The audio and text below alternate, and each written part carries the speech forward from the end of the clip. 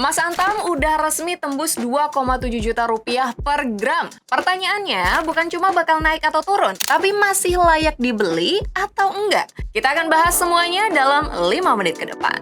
Oke, kita bedah dulu big picture-nya, Sobat Cuan. Kenapa sih emas itu kok bisa naik terus-menerus? Simpelnya, ada dua hal besar yang lagi terjadi bersamaan. Yang pertama, soal likuiditas. Jadi bank sentral di Amerika Serikat itu sebenarnya lagi nyuntik uang ke market sekarang. Istilah kerennya itu adalah soft QE atau quantitative easing. Efeknya apa sih kalau ada QE ini? Nilai uang kertas alias uang fiat ini jadi tergerus. Nah, yang kedua, dan ini yang paling ngeri, adalah krisis kepercayaan, Sobat Cuan. Kalian dengarkan berita soal Jerome Powell, pemimpin The Fed yang sekarang tuh lagi diinvestigasi. Tekanan politik ke The Fed inilah yang bikin investor global akhirnya panik, Sobat Cuan. Mereka mikir, waduh, kalau Bank Sentral Amerika Serikat aja bisa dipolitisasi, dolar masih aman atau enggak nih? Makanya akhirnya muncul tren Sell America Trade. Jadi para investor ini lebih memilih untuk ngebuang dolar mereka dan lari ke aset yang lebih safe haven di tengah ketidakpastian global. Aset yang bukan merupakan surat utang negara manapun dan nilainya diakui dunia tanpa perlu persetujuan The Fed. Dan itu adalah emas.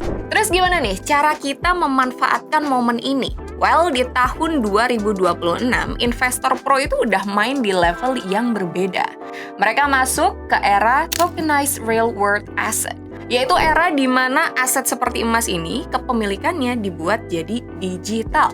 Jadi bisa ditransaksikan lebih fleksibel dan gak ribet tentunya. Nah, di Peluang, kalian tuh punya akses ke aset-aset kayak gini. Contohnya ada Pax Gold dan juga Tether Gold. Bedanya apa sih sama emas biasa? Well, ini tuh emas fisik asli ya, standar London, LBMA, tapi dibungkus pakai teknologi blockchain. Kepemilikannya transparan, diaudit secara on-chain dan real-time. Nah, kalau PaxG itu diregulasi lembaga resmi di New York, South aman di bawah hukum Swiss. Jadi level keamanannya kelas dunia dan likuiditasnya juga global 24 jam non-stop.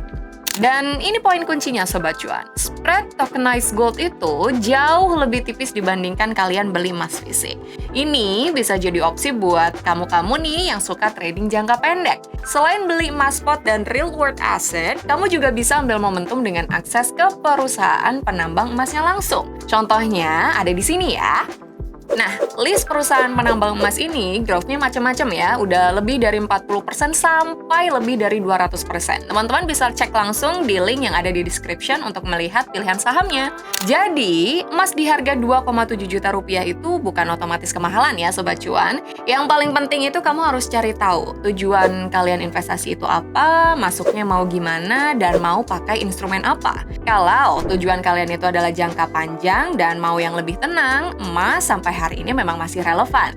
Tapi ingat juga, kalau sekarang opsinya itu udah semakin banyak ya. Emas bukan cuma jadi batangan kosong aja, tapi juga jadi aset yang dinamis untuk portofolio multi-aset. Dan di Peluang, you have that golden ecosystem. So, kalian tinggal pilih aja aset yang sesuai dengan profil resiko kalian masing-masing. Entah itu digital gold, tokenized gold, or stocks yang related dengan gold. Dan seperti biasa, pastikan setiap keputusan yang kalian ambil itu berdasarkan oleh data ya, bukan emosi atau FOMO sesaat. Mau lihat pergerakan harga emas sekarang? Kalian bisa klik link di description ya. See you in the next episode, Sobat Cuan. Bye!